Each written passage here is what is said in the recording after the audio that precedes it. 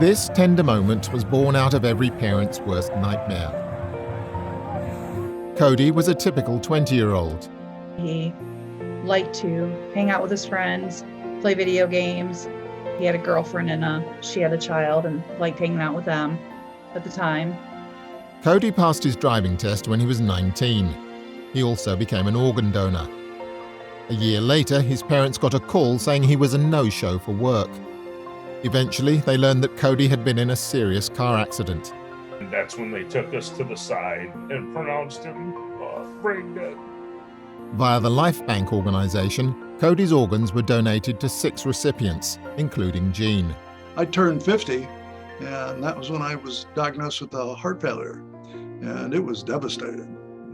It changed everything. So I waited on the transplant list from that moment, which was 12 years prior to my receiving Cody's heart. As a paramedic and CPR trainer, Gene understood the trauma Cody's family was going through.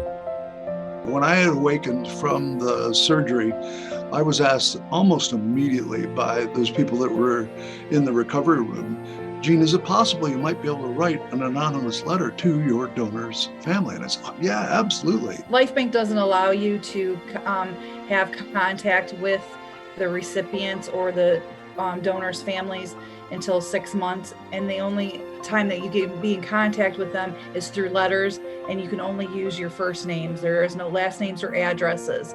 Gene's transplant was so successful that 6 months after surgery, he signed up for a local 5K turkey trot.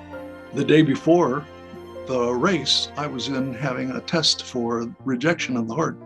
I walked in to have that test, and it was accomplished successfully, and everything was going good. And afterwards, I had an appointment with my cardiologist, and he goes, Gene, there's some folks out here I'd like for you to meet. The guests were a TV news crew who interviewed Gene and put his story on air that night. Val had watched it over at a friend of ours' house. She screenshotted it on her phone, brought it home, and I watched it. And I told, from the letter we had received from Gene, we pieced together that we thought it was him.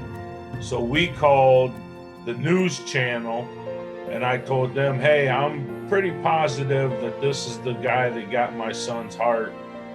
Through the news team, Cody's family got in touch with Gene and arranged to meet him at the turkey trot. It was a little surreal at first, first of all, just to think that 6 months ago, he had just received our heart, or Cody's heart, and was going to be there, walking in this marathon. And then, to stop and think that it is Cody's heart, a little piece of him was still with us. Hearing that heartbeat for the first time, I knew that that was Cody's heart. But then reality hits, and you know that it's in somebody else's body. But it gives you that rush of relief that, he's still there. He's still here. A part of him is still here. And he's a hero in more words than we can say, because he saved this man's life.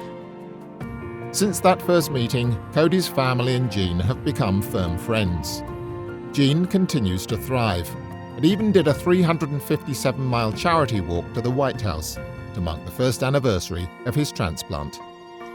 Cody's gift to me was the most precious gift I've ever received.